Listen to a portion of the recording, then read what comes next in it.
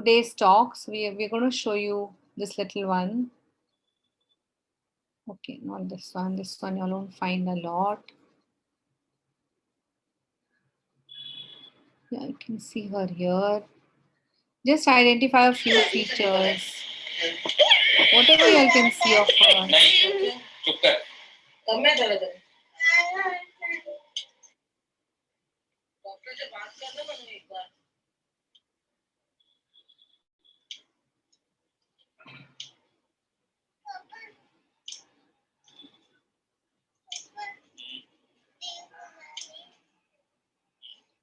ये ABCD सिंग कर साथ में।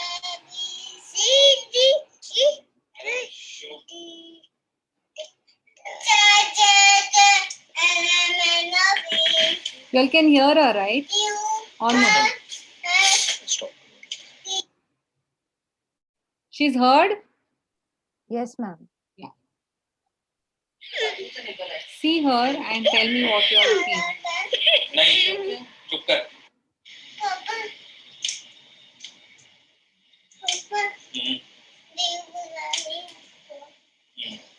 ये ABCD सिंग कर साथ में।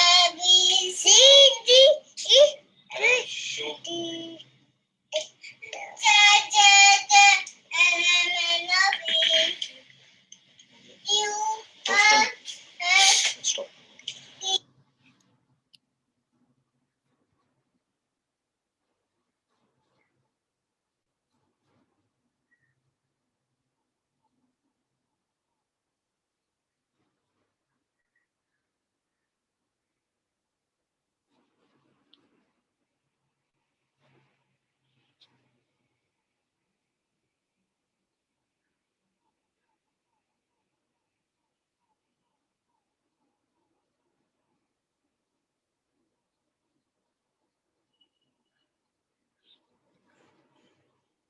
Why is no one commenting? You all can't see even one or two features if you all are able to say.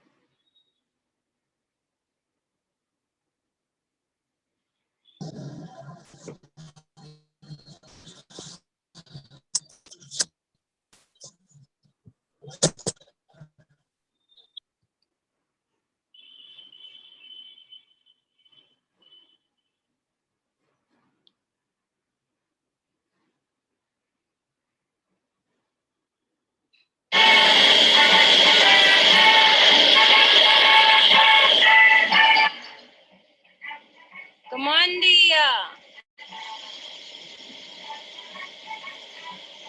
Very good. और ऊपर थोड़ा और ऊपर। Yes, good job.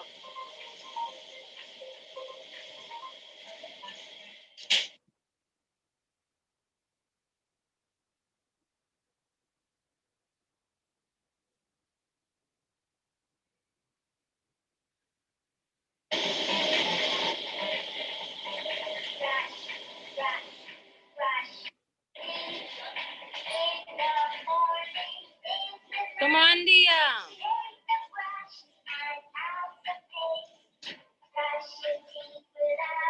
Who wrote Good affect is job, flat? Dia. Who is that Snehal? Is that Komal? Yes, ma'am. So affect is flat. Very good observation. Valgisni and low tone. And Purva is writing she's scared of different terrains and unstable surfaces in all the videos, which was very, very cool.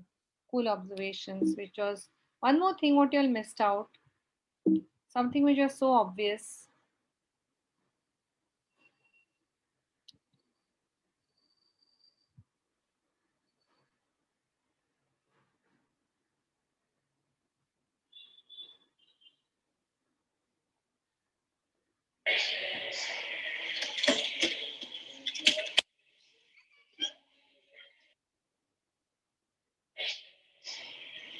Whoever gets this is really a very good observer.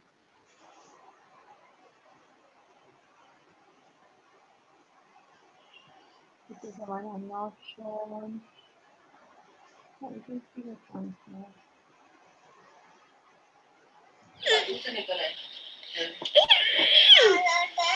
नहीं, चुप कर।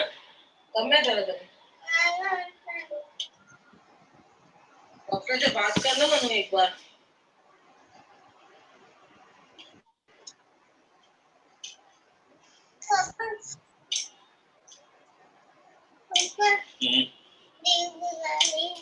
Why is no one observing? ये ABCD सिंग कर साथ में. Yes. Shrill voice, stuck in her ranges, and cannot dissociate properly. Good. Good. Seems guarded. Very good. Seems lost. Doing everything robotically. Good observations. What is seen? I think that is very good observation.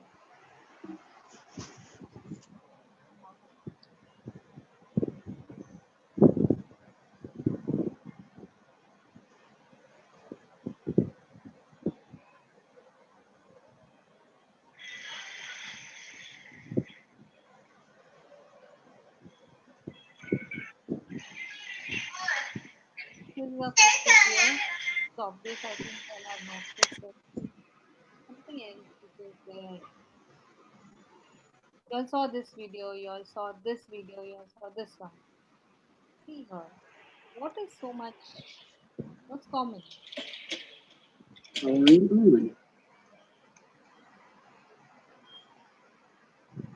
Connected.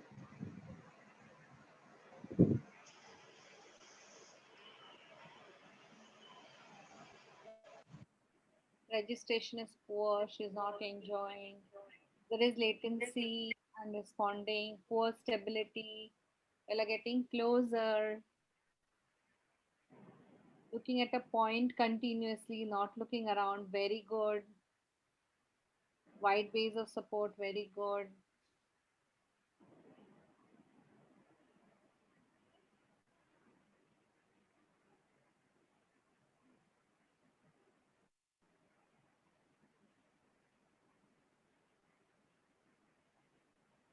What else?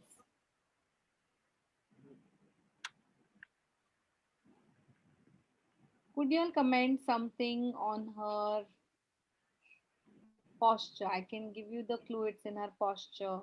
Number one.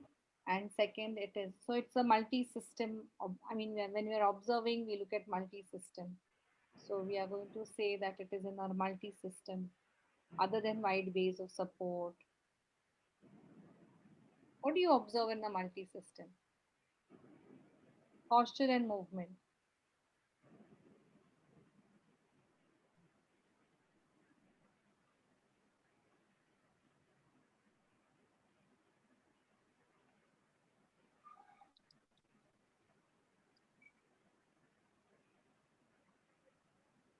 Hey, are you all there or am I the only person there?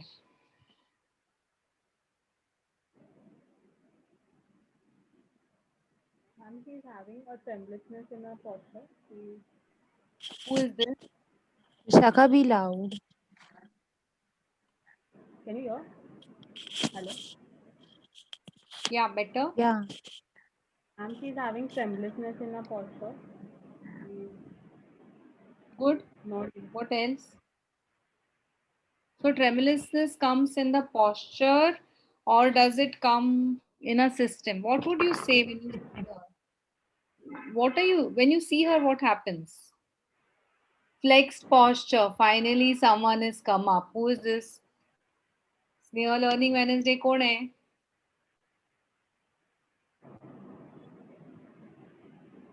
No balance reaction. She is no, the child was only one, Shama. Shama Shah. We only showed you one child. We didn't show you three children. She was all the one, the same. So yes, I think Sneha Learning Wednesday is coming closer. So if you can see, she had a consistent neck flexion, and she was there.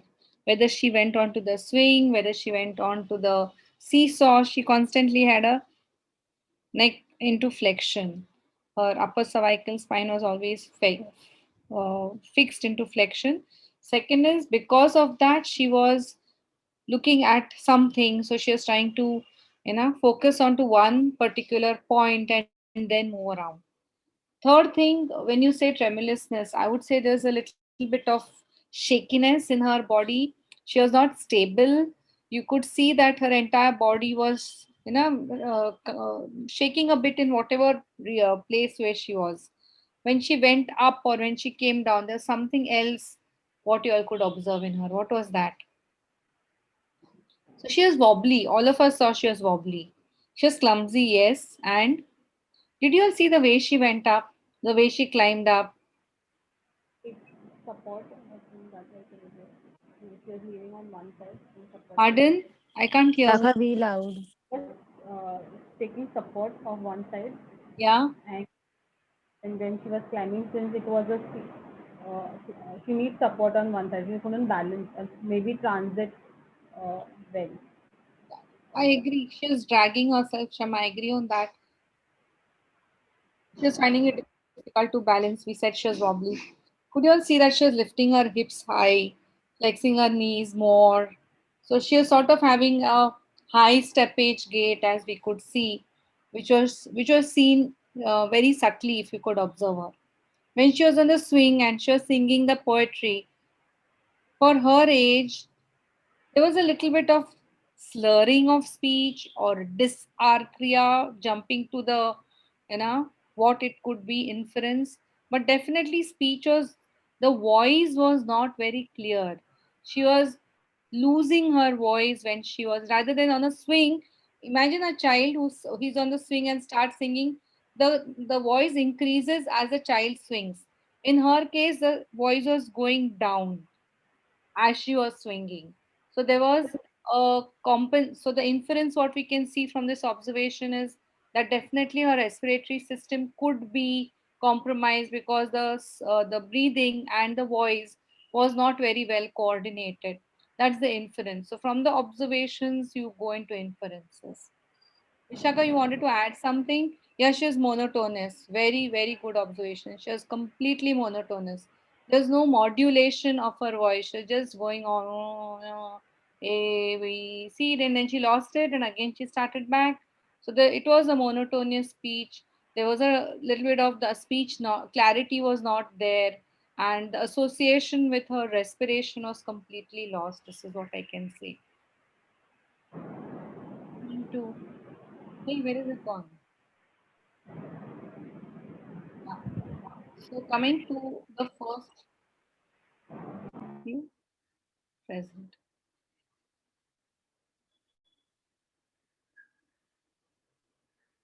So most severe of the group conditions which are known as SCN1A related seizure disorders.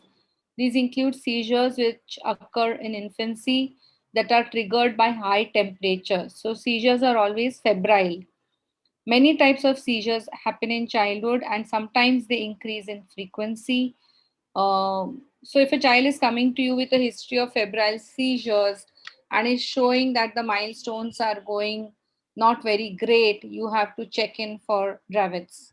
So, other symptoms include loss of motor skills, intellectual disability, speech impairment, and difficulty in movement. Most cases of Dravet's occur when SC1A gene is not working correctly. It can be inherited in an autosomal dominant pattern, but most people with Dravet's do not have a family history of the condition. Diagnosis is based on the clinical examination, medical history, and the results of genetic testing. Dravet's is inherited as an autosomal dominant pattern. Signs and symptoms are seizures, there is myoclonus, loss of developmental skills, intellectual disability, problems in walking, speech impairment, and autistic type behaviors. So, Dia was a 2 year, 10-month-old child born from a consanguineous marriage, full term, normal, no vacuum delivery. After birth, till 7 months, there were no symptoms and first episode of seizure happened at 7 months which was for 15 seconds. MRI showed areas of diffusion, splenium of splenium of corpus callosum, and UBO was seen in the left frontal white matter. So if you see that these are the spots, hot spots, which could be generally identified in these kids. the seizure hotspots as they are known as. Okay.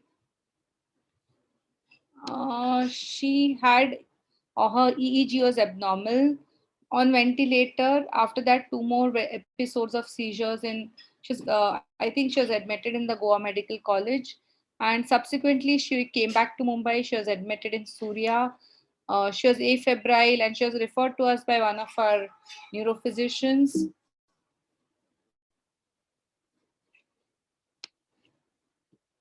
September 16, 17, 17. These are the again episodes of seizures. She came to Sneon in September 2018. She was started on therapy because there was an increase in dosage of medication, and that again caused more problems. So the thing was whether the medication caused her problems or whether the condition caused her problems. Because she came to us, as I remember well, the first time I assessed her, she was very drowsy and she was refusing to walk. She was falling onto one side. So the parents said, let the medication effect go down a bit and then we will start with the therapy. So that's what happened. But again, there was another seizure. So this continues to go on. Presently, she is seizure free. Uh, she is better than what she used to be before. We have not seen her post COVID, post the pandemic. Development was normal initially and declined after 2 years. She had repetitive behaviors. She used to sway during activity. She used to hold whatever movement she did and whatever transition she did, she used to hold and perform. There's a lack of posterior awareness, and definitely there was ataxia which was seen. So going on to Purva, can you take it up from here for some? Yes, ma'am. Yes, ma'am. Okay, so now that we have seen couple of syndromes, how they are formed, what is the cause, and how the patterns are inherited, let's see when to suspect a genetic syndrome. So, family physicians should be able to recognize findings on physical examination and history that suggest the presence of a genetic syndrome to aid in the diagnosis and treatment of potentially affected patients, as well as subspecialty referral should be given.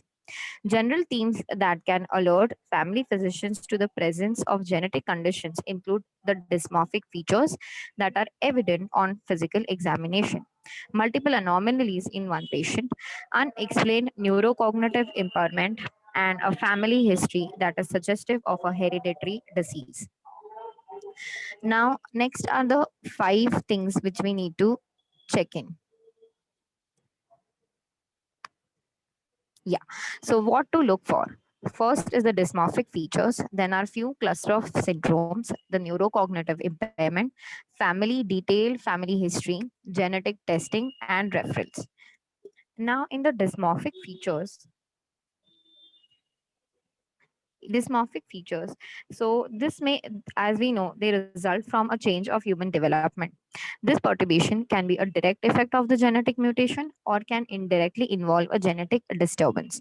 The common things which are seen in the dysmorphic features are the microgranthia, if there are antiverted nails, there is a low set ears, especially the facial features are to be looked for. Full dysmorphology examination is best conducted by a trained clinical genetist, a primary care physician, and should be conducted through physical examination. So these are the few more. Ma'am, next slide, please. So you can see the pictures here when Yeah, the child is young. You can see that this is retrognathia. In the retrogranthia. I'll come back to a kid whom we saw yesterday. So retrognathia is recession of the lower jaw. It is behind. Okay. This is anteverted nares, epicanthal folds. You can see that here.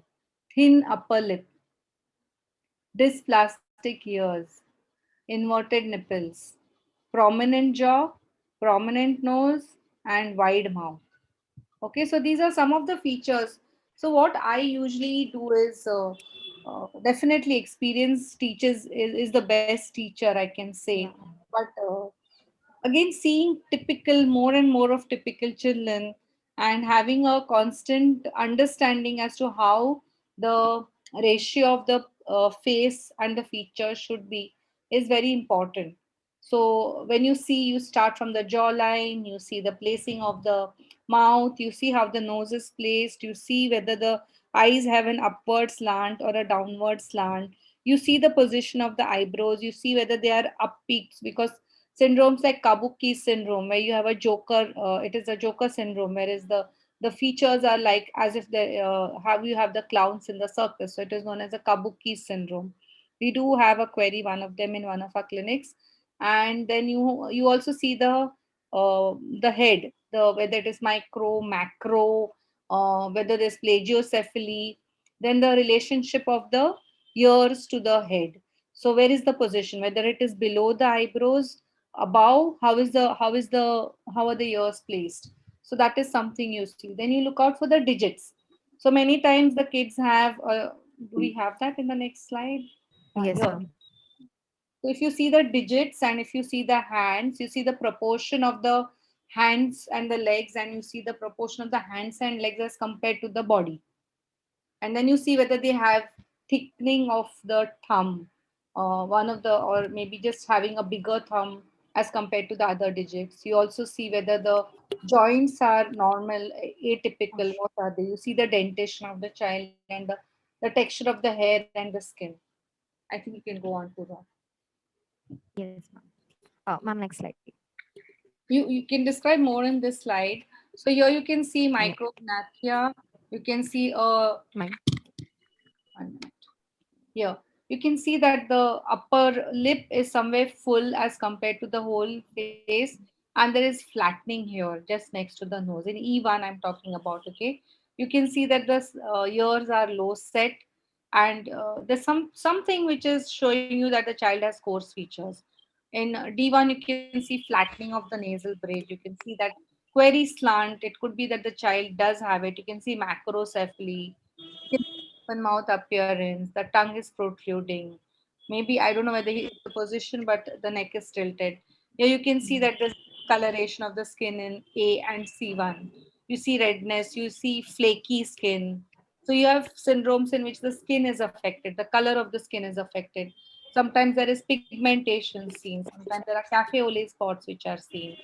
Some kids are having just a very smiley effect.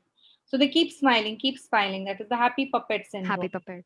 So here you have the hair. You can see the hairline and you can see the ears are much lower here. So you have the low set ears. You watch for the chin line, whether it is triangular, square, round. How is the chin line? How is the head? Whether the headline is triangular. What is it? Okay, go ahead. There's a question in the chat.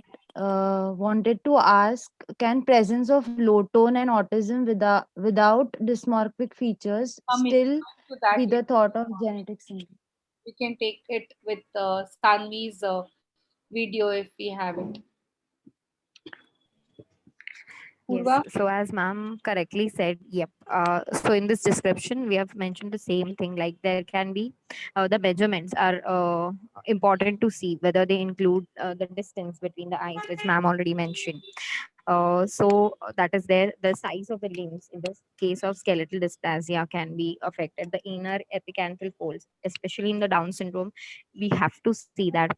We also have to see in other syndromes also, like the Noonan syndrome and Rubinstein-Tybee syndrome. In all these syndromes also, this things we see is affected. Next is the cluster of findings. So, in many genetic conditions are suggested through a combination of clinical features, including the physical appearance, that is the dysmorphic features which we have mentioned. We have to check that. We have to check the laboratory abnormalities testing, very important. And very, very important is the aspects of the family history. A detailed timeline must be taken.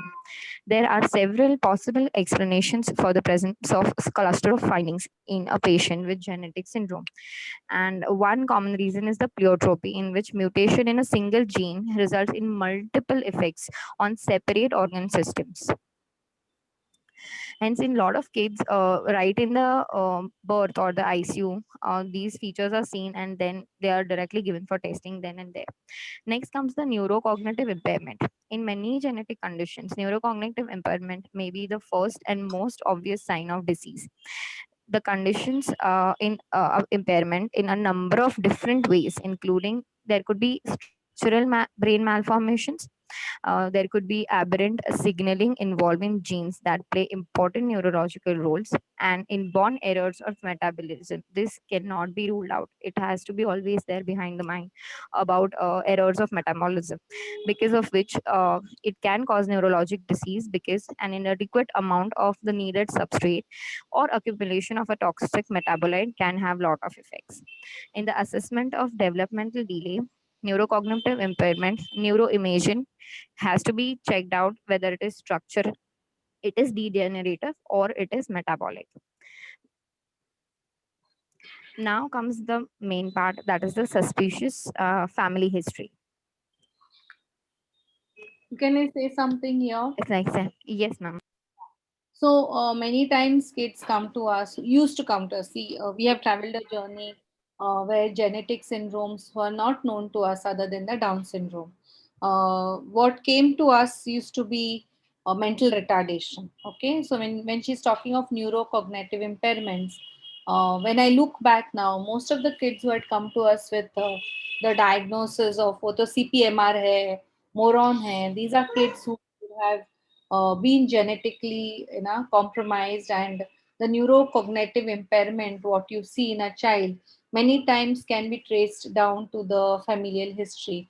And this happens mostly when you're seeing kids in the rural areas. Many of them are passed off as CPMR and intellectual disability, and this is where we need to understand that it can be something which runs in the families, because especially in the rural areas the marriages are conducted in castes or maybe in the family, and there is a consanguinity, history of consanguinity which is always there. So that's what I would like to mention, that whenever a child comes to you with intellectual delays or with a reference MR hai, please look into the genetic factors. Yes, as ma'am correctly said, I was just going to mention the same thing.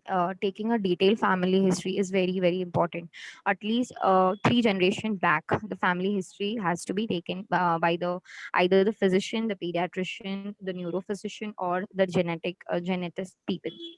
Next is the important elements in this are the age, which we need to see, which child, like the male child was affected or female, the sex of the family members who were affected, when were the family members diagnosed with that affected disease, and when did they die. So that this all tells about the prognosis of the disease, if any is there.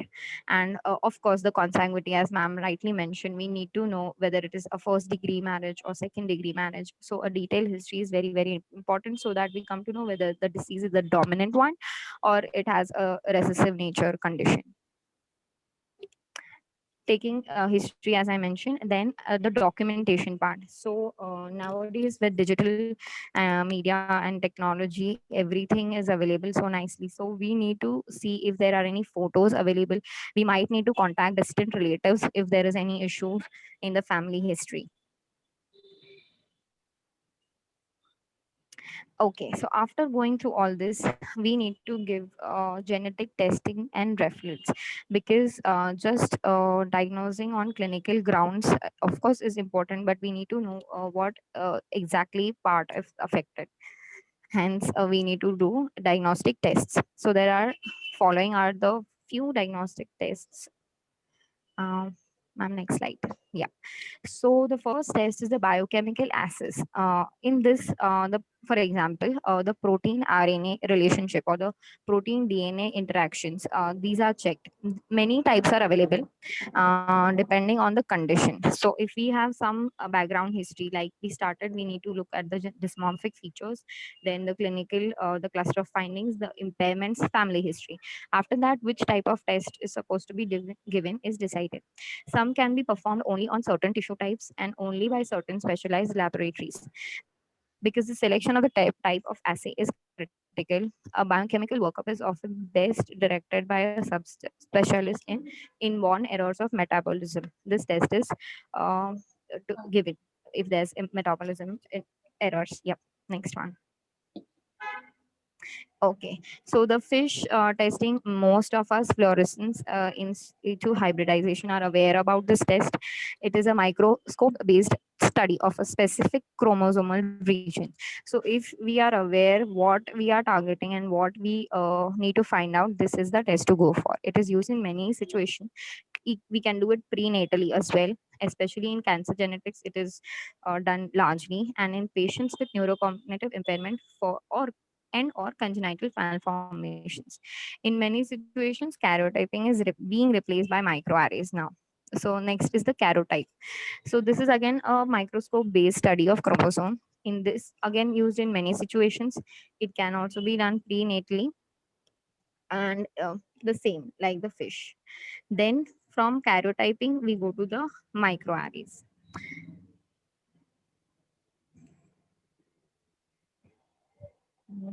Ma'am, the next slide. Is there a lag because the next slide is there? Hello? Yeah, Yes, there ma'am. was some lag. Sorry. Yeah. Why is it gone? Okay. So next is the microarray. Uh-oh. It's there. I Yeah. can see it. So Welcome. microarray in this study. Yeah, ma'am. We can see. Yeah. So in microarray, study of overall genomic material is done. In this, it contains similar information as the karyotyping. Unlike the karyotyping, microarray will not typically diagnose a balanced translocation, for which example we'll see the further presentation, and may return more information that is of unclear significance. And the last one is the sequencing, in which base by base examination of a portion of genetic material is done. So after the microarray or karyotyping, if that comes positive, there's some issues in those tests, then we go for the sequencing.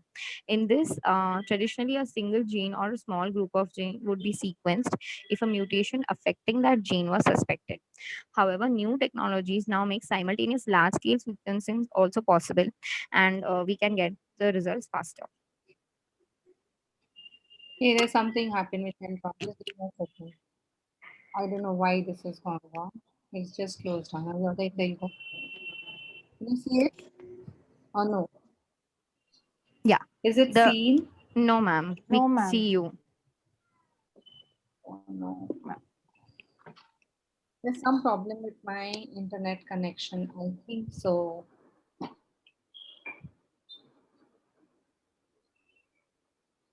Is it there? Yes, ma'am. Seen? Yes, Yes, ma'am. ma'am. No, it is view present. Hmm.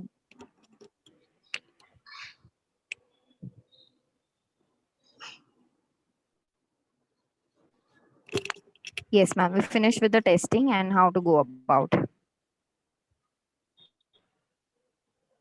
Okay, Ma'am, over to you. can you see this one? Can you see this little one here? Yes, ma'am. It's playing.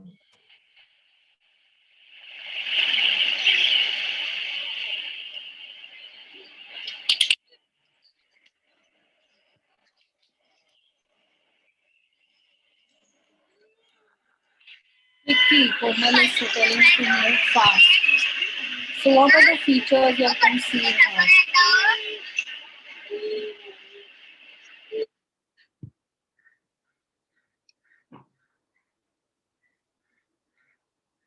So maybe not waiting but going. I will describe her first. So she is Fatima, 4-year-old, born out of a non-consanguineous marriage. No, consanguineous marriage. There's a history of 2 miscarriages. The sonography, which was done weekly for the mother because of the previous history, did show that there was a problem. And there were twins. Actually, when Fatima was there, she was having Fatima, there's one more twin, but that twin passed away. There was no heartbeat found. But since the umbilical cords were different, this baby survived. Okay, she was a full term baby. She cried immediately at birth, but the cry was feeble and she had a cleft palate. So when she came to me, she was referred to me by Dr. Karmarkar for with the query of Pierre Robin syndrome. Okay, because she had a RT and she had feeding issues. So primarily she was, and she had a tuft of hair on her spine.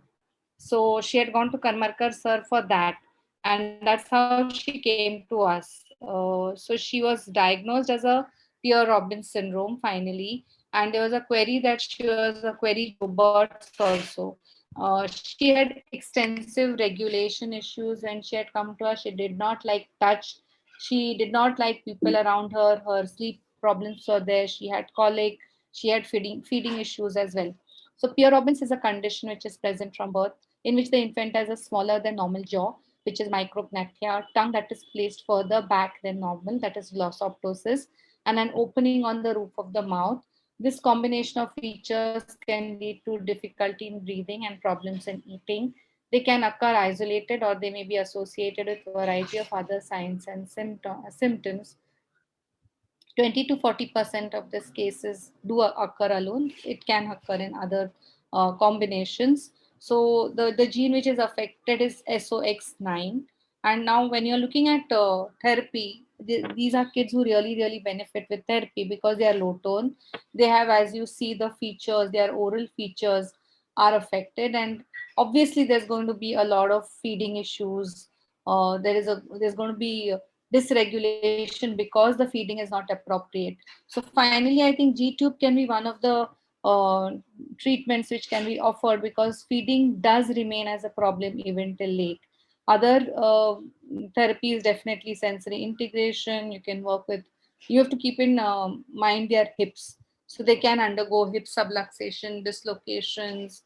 All the features which follow with low tone children can be seen in these kids. Okay. So this is again another baby which is coming to us. She is 17 months old, Arohi. She was referred to us right early during her third to fourth month of age. Again, for 17 months, she's showing a lot of atypical things. She is just started to sit, that too when she's made to sit. This continuous, she keeps on clinging onto her mouth. There's mouthing. Her fingers are always into her mouth whatsoever. Then her base is bad. She has a wide base and classic asymmetry. We don't have uh, posterior view, but she has a classic asymmetry in her head, in her rib. There's a rib hump, and in the rib cage seen on the left side. And this baby will go through her timeline now. Yep. So she was born on 4th of May in Thane Hospital, Maldibai Chitness. Immediately shifted to NICU. She had LSCS, elective LSCS, due to there was oligohydramnios and IUGR present. She was 2 kgs at birth. Sepsis, neonatal jaundice was present. She was AGA, and she had an ICU stay of 7 days. Again, the things seen right at birth, as I mentioned earlier, was she had a CHD, she had a cleft lip palate, she had anteposed anus, and for the first 2 to 3 months, she showed sleep issues. She had colic, she needed to be rocked, and hence she was referred to a neurophysician by the pediatrician right at age of 4 months, and she was evaluated for the same. She was advised therapy and evaluated for therapy, but parents did not feel the need. As ma'am was mentioning, she is from a little uh, rural kind of a background, so they did not feel the need for therapy, and she was lost to follow up. Then after that, she came back again at 8 months for reevaluation, and then when she was not able to sit age appropriately or even hold her head, then parents started having a thing that there's some delay and we need to work upon it, and they started with therapy. 3 months again with lockdown, there was a gap of 4 to 6 months in therapy, and now she's following with us since July 2020, and she was diagnosed with a syndrome, trisomy on the 20p, and a deletion of the QP on chromosome 9. Now, currently, she's following with therapy as well as neurological. Her medicines are continuing. So what happens in trisomy 20p and QP deletion on chromosome 9? Ma'am, next slide. So the cause which is seen is there is an unbalanced translocation, like we had seen in the types how genetic disorders occur. There's an unbalanced translocation from inheritance of derivative chromosome from the balanced carrier parent. Incidence very few cases of this chromosome 20p duplication or trisomy is seen, but the majority which are seen are due to there is some translocation of the QP deletion from some other chromosome, and in her case it is from chromosome 9 it is come on to 20.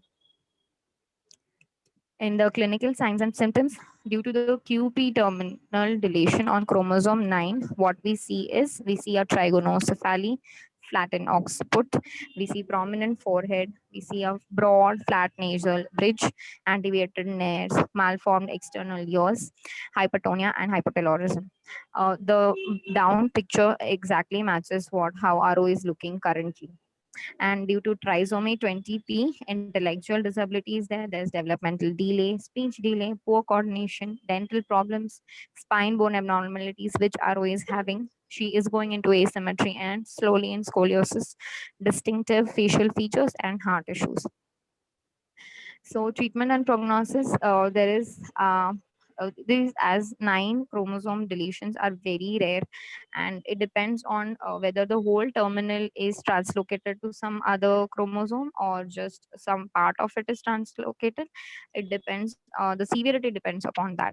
Unfortunately, there is no cure. We have to go with the therapies, which are the physical therapy, SI, OT, speech according to the symptoms for and rehabilitate them into function and participation. And whereas on the prognosis there is not much information which is still available.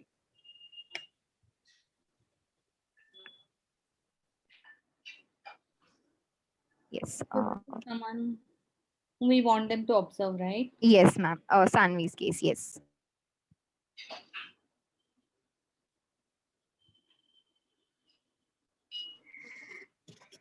Mm. You all can observe, put your observations in the chat.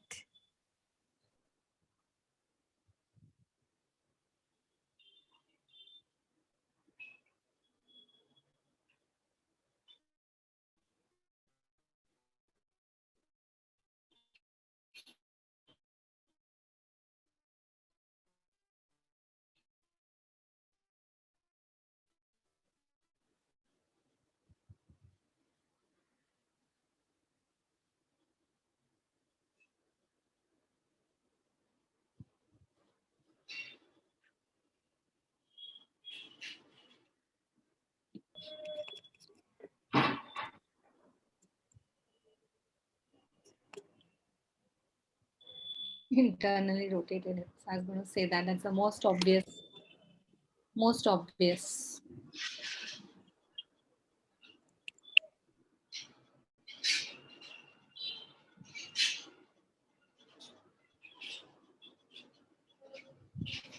So you can see here in this video where she's in the ball pool, she's completely with herself. She's not involved in anything. She is quite fit with the therapy ball. She loves the ball pool and she is very much happy to be there. Here she's showing a little bit of a better effect as compared to what she is in the ball pool. She's showing a little bit of smile. She is dancing. She is Yes. involved. Ma'am, in this video, her mom is giving her instructions on what to do. Touch her head, touch her feet. So she's following them.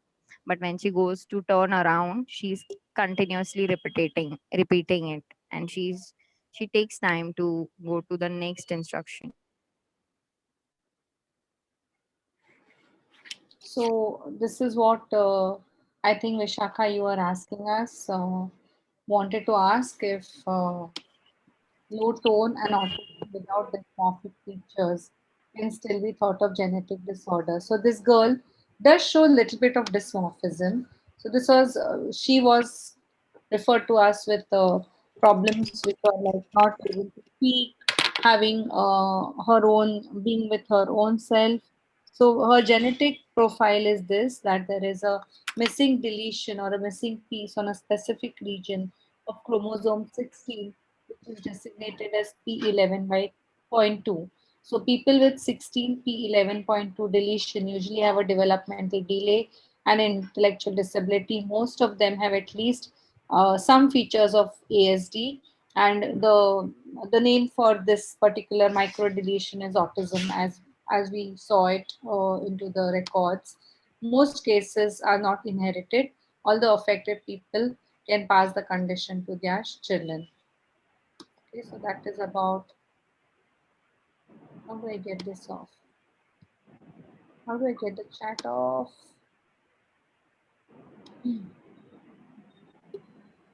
So inheritance, most of them are not inherited and occur due to a random event during the formation of the egg or the sperm or in early fetal development. When this happens, it is called as de novo deletion, occurring as a new genetic change for the first time in the affected person. The inheritance of 16p12.2 is autosomal dominant because deletion in only one copy of chromosome 16 in each cell is sufficient to cause the condition. Although affected individuals usually have no risk of the conduct taken starting. There have been several reported cases of the same gene inherited. When an affected person has children, each as in autism, every child has a 50% of risk to inherit the deletion. Okay, so that is micro deletion, and that is completely a one of autism. We are not aware of long-term follow-up data. Again, genetics, since it started, as we said, epigenetics, genetics, since it started in the year 1980s, long-term prognosis of affected individuals is not known in many of the conditions. So now, when I looked at what is the role of a pediatric physiotherapist in the role of in the genetic field, or when we see a syndrome. So this is a lovely paper which I got from APTA, and it says that physical therapists play a very important role in the integrate management of the genetic disease in a particular condition, patient, and address family and social issues associated with this condition. It is recommended that the physical therapist works closely with genetic professionals so that a mutual and further understanding be developed for the benefit of all patients with genetic diseases. So do not let the perfect be the enemy of the God. A very beautiful quotation by Voltaire, that we always think that our kids should be perfect, and we always see that here and there something goes wrong. There is something which is not treatable or not, which is manifested, which is not treatable. So what do we see as therapists when children come to us? What should make us think in terms of a genetic problem? When the child has significant neurological problems. So children usually have ASDs, they have brain malformations, abnormal MRI findings, congenital or acquired hearing loss, developmental delays or intellectual disabilities, seizure disorders, significant hypotonia, hypertonia or spasticity, progressive muscle weakness, peripheral neuropathy or ataxia. They may have congenital anomalies like heart, the kidney, the gastrointestinal tract, the respiratory system, the limbs, the respiratory system. Anything can be affected in terms of their anomalies. They may have growth problems, they may have failure to thrive, they may have bones which are shaped in a particular way, the skull bones specifically, the palate bones, even the rib cage may be in a particular way. Their whole structure, they may either be too short or too tall. They may have microcephaly or macrocephaly or plagiocephaly, short stature, etc. They may have abnormal skin findings like having cafe au lait spots. They may have lipomas. They may have ash leaf spots. They may have bilateral or multifocal malignancies, cardiomyopathies, and clotting abnormalities. So this is something which I got, which was very nice. I think you all should go back and look at it. This is a pediatric genetic screening questionnaire. What is the family history which you would take when you're collecting history for a genetic syndrome or a child who comes to you with a genetic syndrome? So this is the so much amount of relevant history what they take, pregnancy background, the family background. This is so important. And when we take, we just take, just here and there. It has to be in detail. I think I emphasize always that a well taken family history will give you a lot of inputs into how your further goals are going to be and how your management is going to happen. So this is for the child. What do you take for the child? How do you take the history for the child? ADHD, ADD, asthma, ASD, birth defects, bleeding or clotting disorders. This is very important. See, recently we had in the Vashi clinic, one of the kids who was following up with us, she was born to a mother who was 40 years of age. She had a little bit of a delay in milestones, so she started, and lots of sensory problems with tactile system, her vestibular system, and she started coming, and then they did not come. Recently she came back with in the lockdown phase with becoming asymmetric on one side, left side. So she had asymmetry on the left side. We thought of a orthopedic issue, like because she was w sitting, so we thought that she may have a scoliosis of some sort, and we decided to send her to Alaric sir. So Dr. Alaric saw her and he said that she must be seen by Dr. Anaita. When I saw her, she went to a village and she came back and she changed her pattern of asymmetry from left to right. And when that happened, we really sent her immediately, and Anaita did her MRI of the brain, which came to be normal. And then we asked for an MRI spine, which showed a very significant atriovenous malformation. And that's where she said that if she is not operated now, she may go in for any disaster. So now we are investigating the genetic part of it. So cancer before the age of 50, born with the eye or vision problem, born with hearing loss, heart problems, diabetes, early heart disease, genetic syndromes or conditions in the parents. Any of these, this history can be asked for the kid. So taking the history and looking at how different your child is very important. We may be rare, but we have got to roar. And love does not count chromosomes. So as therapists, being very significantly aligned to the feeling that the family is going to go through a lot of uphills and downfalls because of the child being different, we have to support the family, and it is time that we started forming support groups for individual conditions. This is what I can say. That should be the take home message, and also that we can keep good records for our conditions and take a longitudinal follow up of each child, and not say that we see only Down syndrome. We see many more syndromes who come to us. So having said that, I will stop share this and just show you one little one who had come to us yesterday. And he was raising eyebrows to me, maybe not for others, but I felt, and I was telling her, sharing with Arya today, that he definitely, I don't know, for me I feel he needs investigation. I'll just show you that he seemingly a normal child, but it raised an eyebrow into me.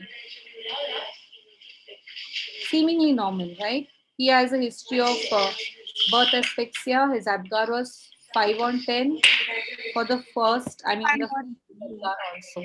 He's 12 months old now. His birthday is on December 14th. The mother is a Ayurvedic doctor.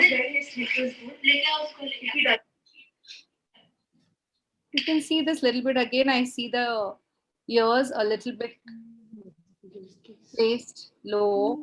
Low set, yeah. You can see also the a little bit flattening of the nasal bridge.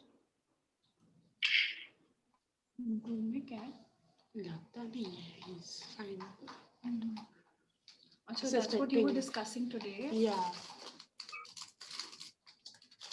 So कल का मैं I'm going to see you. Without words. Can see more clearly. Just so seemingly he looks to be good. He's not bad in his performance, but he's not standing. He's not cruising.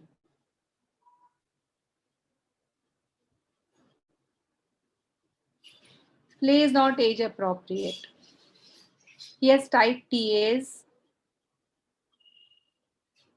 and he was referred to the orthopedic surgeon for a hip surveillance.